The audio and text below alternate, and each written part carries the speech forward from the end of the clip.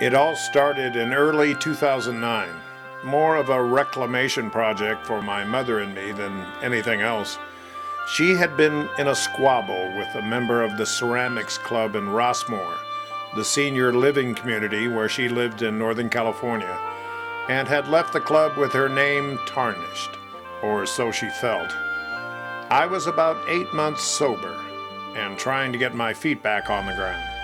We started talking about being nice one evening, and it brought up this old idea I had about a book full of stories of kindness, an anthology of heartwarming tales.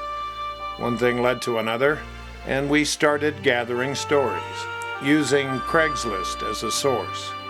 Soon we had the start of a real collection, each story told from the perspective of the recipient of the act of kindness, so our readers could truly experience the miracle of the moment.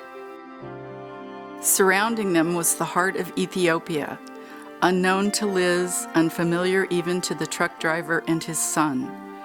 They sat forlornly on the front bumper of the truck, and in the fading sunlight saw a village, a group of 10 or 12 huts.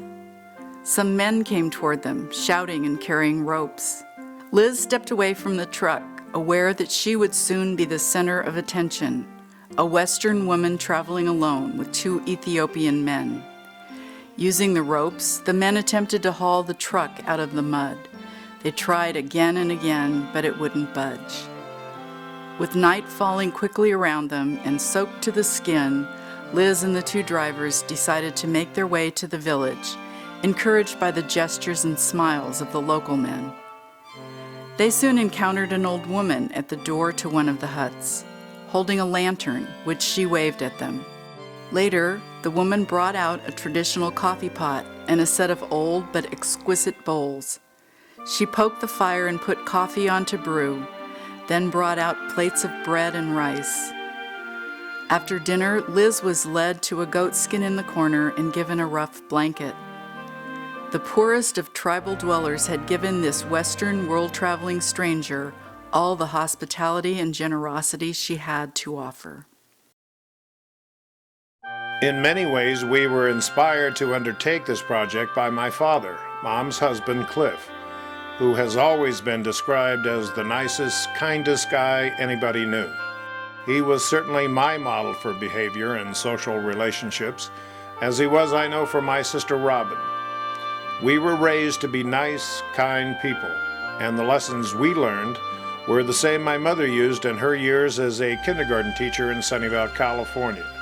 They were the lessons I tried to remember on the set in my work as a video producer-director and as a father myself. Man's almost instinctual need to reach out and help was what we were trying to document. From 2010 to 2013, we did nothing but collect stories, sometimes with difficulties from Craigslist that slowed our progress, but always with an evolving sense of the kind of stories we were looking for. In 2013, we tried unsuccessfully to make the book a Kickstarter project, but the publicity that was generated by that effort helped us get closer to our stated goal of publishing the book in electronic form. Suddenly the man who had silently gathered himself behind her at the counter put down some bags and a 6-pack of beer next to her milk. He looked down at the young boy. "Go get an ice cream, son." He turned to the checker, put it all together with my stuff. It took a moment for it to sink into Tamika. The man was dark and heavy-set, in his early 30s with a beard and a mustache. Perhaps a farmer in his buttoned-up shirt, jeans, and boots, so typical of those parts around Gainesville. He was just another guy in the area, maybe a bit better off than Tamika, who wasn't afraid to step in and lend a hand. Tamika could hardly speak. "I don't know what to say. Thank you so much." "No problem," was his simple reply as he gathered his bag and headed for the door. As he was putting his change in his wallet, he took a $20 bill, folded it neatly, and handed it to Tamika. She stared at this treasure and slowly took it, almost overwhelmed to think of its value. $20 worth of food for her kids, but feeling like it was more than any amount she had ever held in her hands. She looked up to thank the man again, but all she saw was the door swinging back into place and a dark figure hustling off to a nearby truck. In an instant, he was gone. 6 years later, the results of our efforts are finally available in the book we call Miracles of Kindness.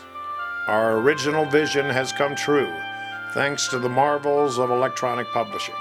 Now you can go to the Apple iTunes Store and order the iBooks version of the book for $4.99, ideal for reading and experiencing on an iPad. The iBooks version of Miracles of Kindness is what we recommend for the book if you have an iPad. Just go to the iTunes Store, pick out the kind of product you want, in this case books, then do a search on the title, Miracles of Kindness, to find the iBooks version of the book. With this version, not only do you get the book as a series of stories in text, but you get as well video interviews with our profiles and kindness subjects. One of the core principles I bring to the Repair Cafe is not defining what it has to be, but rather letting it grow organically based on and an inspiring video introduction as well. An act of kindness, like a drop of water, falls from above and makes waves that ripple through the fabric of our lives. You'll also get a soundtrack for the book, music from composer Patrick Feehan, that accompanies each chapter introduction. The iBooks version is what we think electronic books can be in the future. The night before she was to move to a halfway house in Las Vegas, she took in a last local AA meeting and met a young pregnant woman who was trying to kick a heroin habit before the arrival of her baby. Tabitha felt the same panic, the same overwhelming sense of shock that she had felt that first day in detox, a day that seemed a million miles in the past. The freezing cold of that day had been replaced by damp spring air that could still bring shivers. "Don't you have a jacket, Chickadee?" Tabitha asked her after the meeting as they headed to their cars. "I don't have anything," the young woman cried, her first tiresome day done. "Here, take mine," Tabitha said, wrapping the precious jacket around her shoulders. The young mother-to-be began to protest, but Tabitha was quick to interrupt. "You keep it. I'm not going to need it. I'm going home tomorrow," she said, managing a hug around the girl's huge belly. As they embraced, Tabitha whispered in her ear, "It gets better, you know." We're most excited to announce, however, that at last Miracles of Kindness can be found at Amazon.com, available for the Kindle.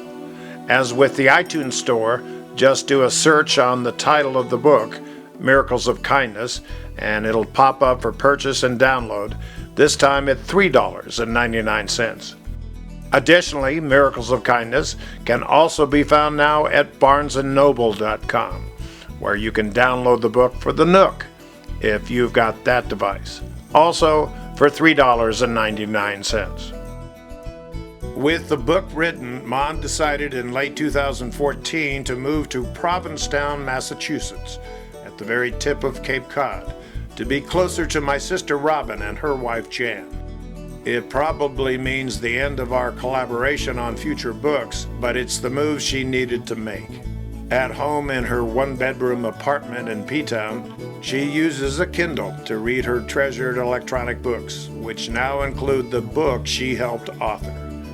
This new life on the East Coast appeals to her. I don't know, I just knew it was time to move on. And looking down, I hope to make new friends here, get involved in the activities here. They have all sorts of things you can join and be a part of. I look forward to that and just feeling at peace. And I feel that way here. No matter what reader you end up using to get into Miracles of Kindness, at the heart of the experience are stories from people like you, whose lives have been touched by acts of kindness. in ways more profound and life-changing than you can imagine. Our story contributors are the lifeblood of the book, and to commemorate that fact, my mom designed a Christmas ornament, upon which we've placed each name whose story ended up in the book. They're like family to my mother and me, and we sincerely hope that you share in each of their stories. It's the stuff of inspiration.